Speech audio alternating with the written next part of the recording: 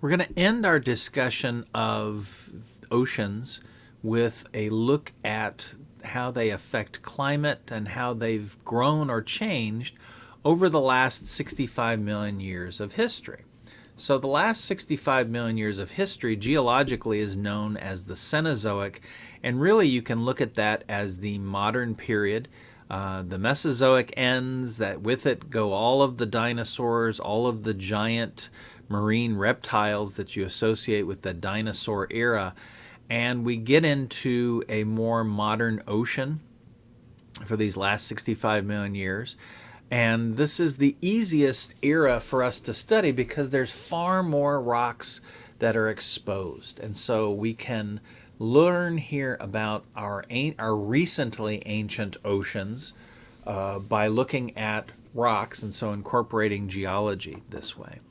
And the general pattern is, throughout the Cenozoic, the temperatures of planet Earth have progressively decreased. They have gotten colder and colder and colder. We're really in a cold period.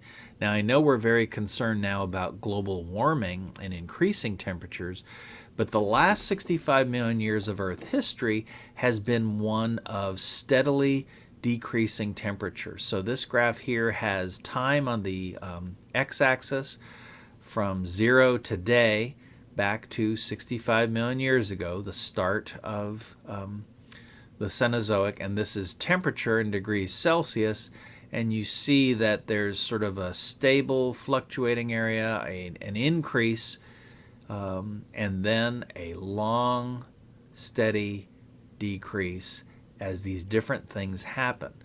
Sometime about 40 million years ago, the Antarctic freezes over.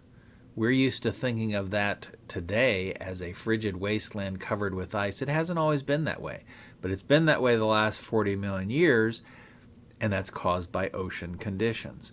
And then the northern hemisphere ice sheets have been waxing and waning for, say, the last 9 or so million years, and in particular, the last few tens of thousands or hundreds of thousands of years. And all of this is progressively driving Earth temperatures lower and lower. Different way of looking at it here, we have the temperature line shown this way. As it declines, temperatures globally get cooler. So there's the beginning of the Cenozoic era, and then different steps as we isolate Antarctica, close the Americas together, etc., until we reach basically now, where we are in we're in the middle of an ice period, and we'll talk about what that means later. So let's look at the Eocene. So this is, if we go back, just think about the Eocene. Eocene is here, sort of between 58 and 37 million years ago, and you have the continents mostly in the positions that you think about them. But notice here that Africa is separate from Eurasia. India is separate. And more importantly, the Americas are separate. So there were ocean currents that could travel all the way through here. And then ocean currents that completely encircled Australia and also offered connection northward. This continued into the Pliocene, except where Europe and Africa start closing off, you start the formation of these gyres that we've talked about here, but notice there's still an open connection to the Pacific from the Atlantic. The Americas have not connected. So this is about 5.5 million years ago.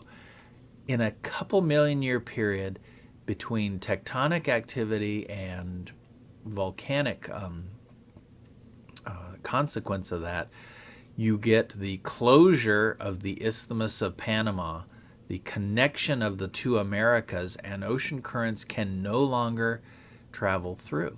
So this warm water here is now deflected northward, and it's the creation of the jet stream, which we've talked about before. So these gyres themselves, go back, they slowly get created as these land masses block off the equatorial continuation of currents.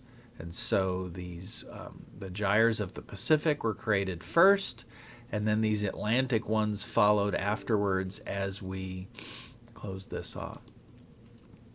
As far as Antarctica is concerned, Antarctica, at some point when you have South America connected to Antarctica, connected to Australia, you get these gyres extending way down and bathing warm water on here. So Antarctica is not a frigid wasteland.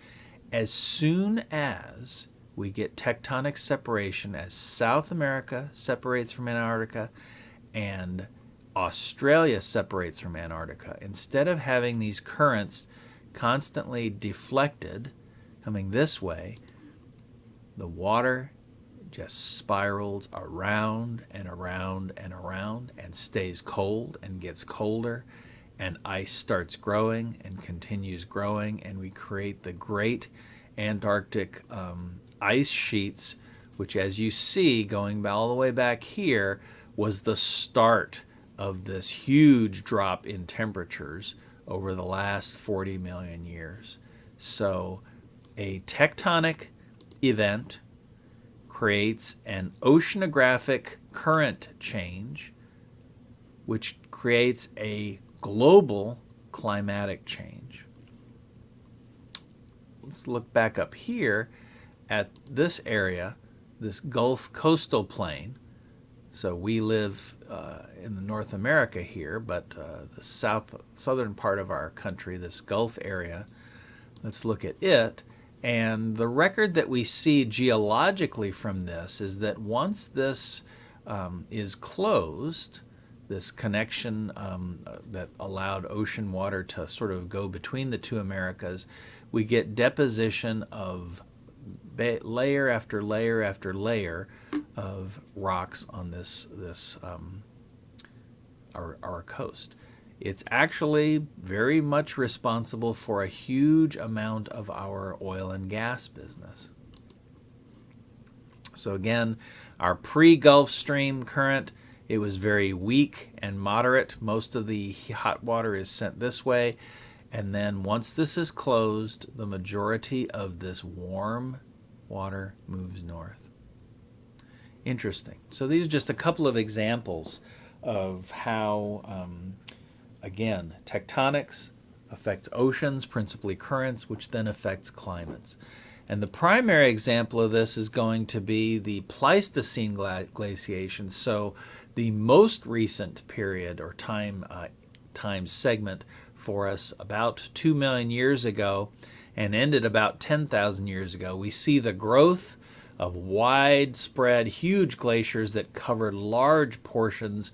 We always show North America, but it also covered huge portions of Asia and Europe as well.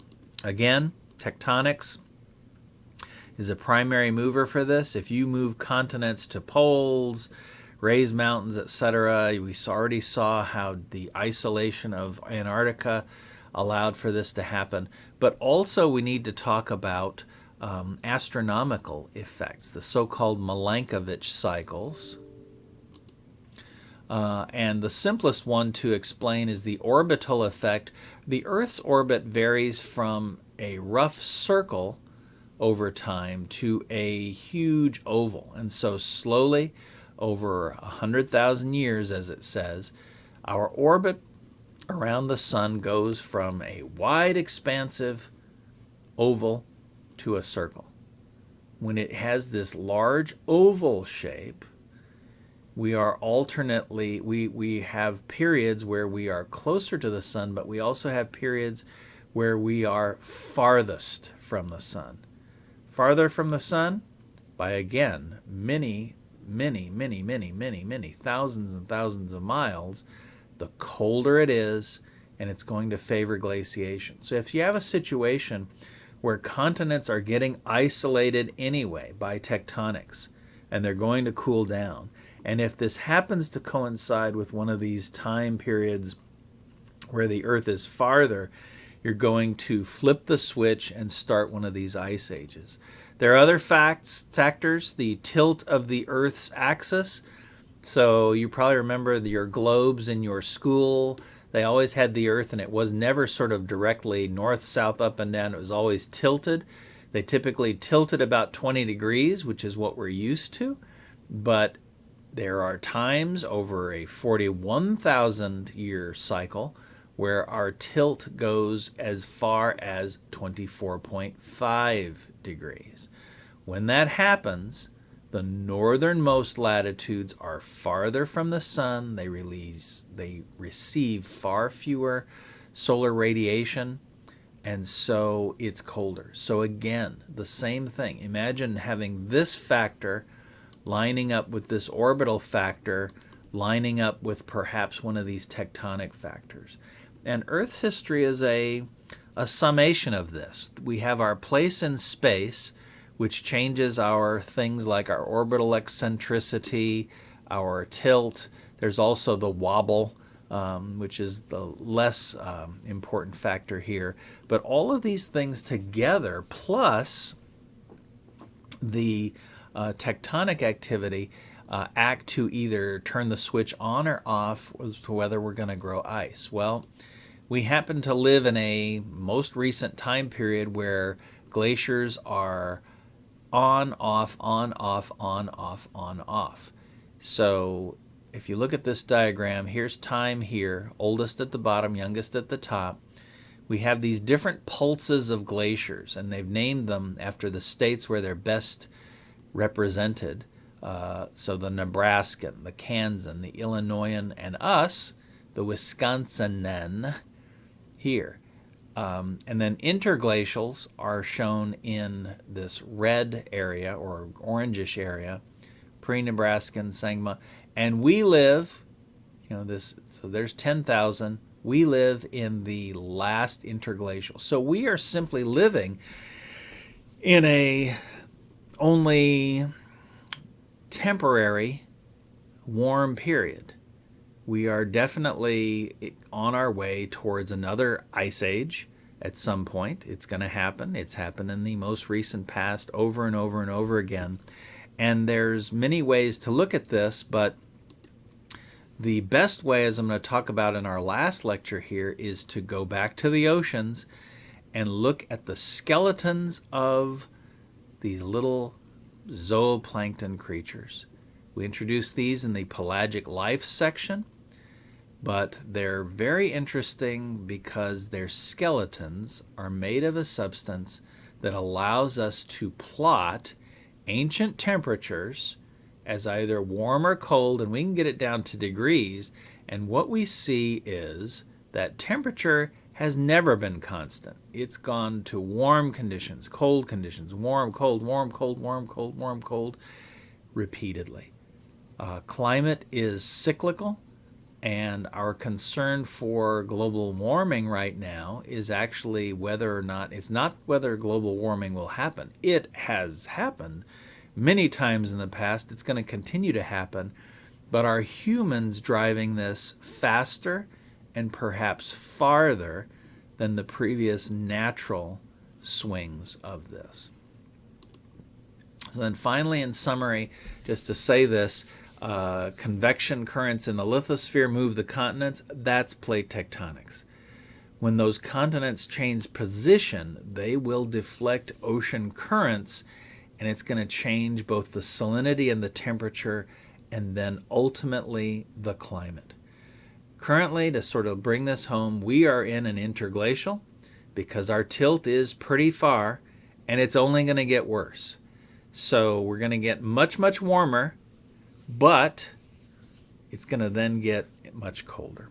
We'll talk more about this, though, how forams and other sort of planktic creatures can tell us about climate in the next and final lecture.